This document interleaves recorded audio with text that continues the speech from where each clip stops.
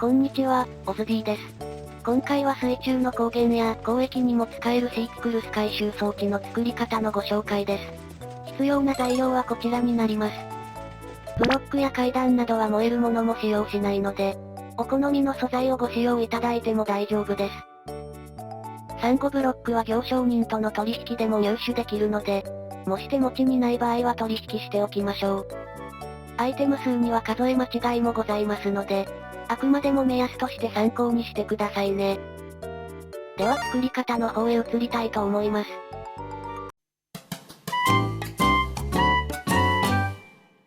今回の装置は縦7マス×横7マスの範囲で作成します。まず最初に地面を深さ2段で掘り下げて、1マス開けた横にも同様に2段掘りましょう。真ん中部分は1段だけ掘っておきます。最初に掘った2段の穴のこの部分に、トーチを1つ設置しておきます。反対側の穴にはレッドストーンダストを設置しましょう。真ん中の穴にはトーチ側から、この向きでリピーターを1つ設置します。リピーターには1回タップして、チェーンを入れておきましょう。トーチの上とレッドストーンダストの上部分に、それぞれブロックを設置しておきます。そうするとクロック回路が動いて、リピーターが点滅していれば OK です。今設置したブロックの上から横方向に、それぞれレッドストーンダストを3つずつ設置します。正面側のこの部分にレバーを設置して、一度レバーを引いて点滅を停止させておきます。リピーターの上はしゃがみながら、縦方向にラージチェストを設置します。今設置したチェストの横から、それぞれ2つずつブロックを設置します。ブロックの両端の背面側に内側を向くように、それぞれ2個ずつピストンを設置しておきます。ピストンの背面部分をつなげるように、ブロックを5つ設置しておきましょう。両サイドのブロックとピストンの上に、それぞれもう1段ブロックを設置しておきます。背面左側のこの位置に、右を向くようにディスペンサーを1つ設置します。ディスペンサーから1マス開けた、この場所にブロックを1つ設置します。ディスペンサーの上にしゃがみながら、ホッパーを1つ設置しておきます。ホッパーの列の残り4マスに、それぞれブロックを設置しておきます。今設置したブロックの両サイドに、この向きでそれぞれ階段を設置しておきます。階段の横部分に、それぞれブロックを2つずつ設置しておきます。正面側のこの部分には、高さ2段でガラスブロックを設置しておきます。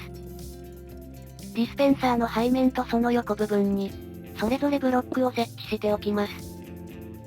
今設置したブロックの斜め下にもブロックを設置します。1マス空いているこの部分に水を流します。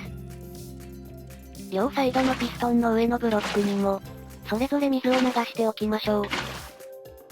ピストンの間の6マスのうち、左と真ん中のみにサンゴブロックを設置します。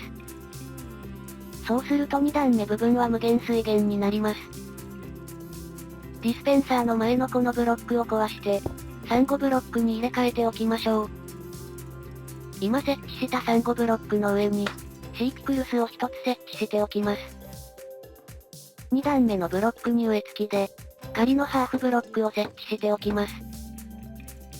両サイドの階段部分に、それぞれ水を流しておきましょう。チェストのこの部分に接続するように、しゃがみながらホッパーを設置します。ホッパーの上にしゃがみながらボタンを設置します。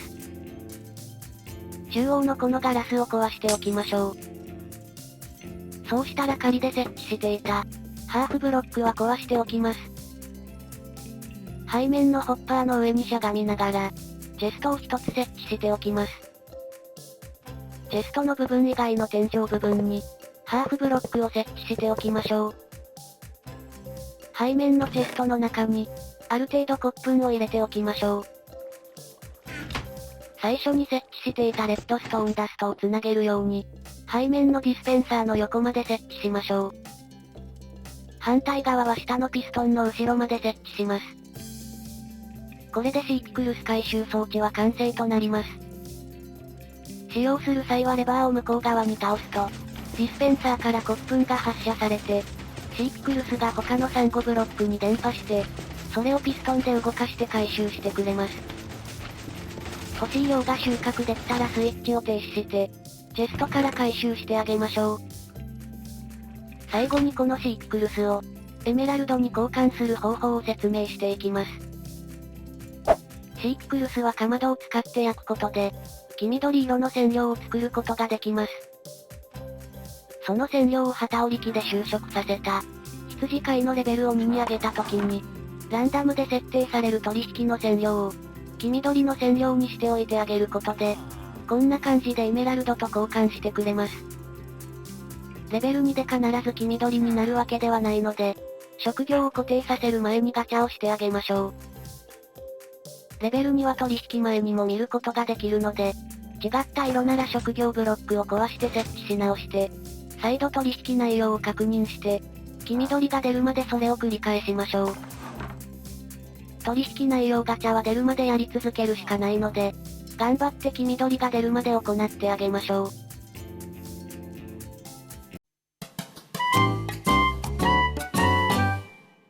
いかがでしたでしょうか？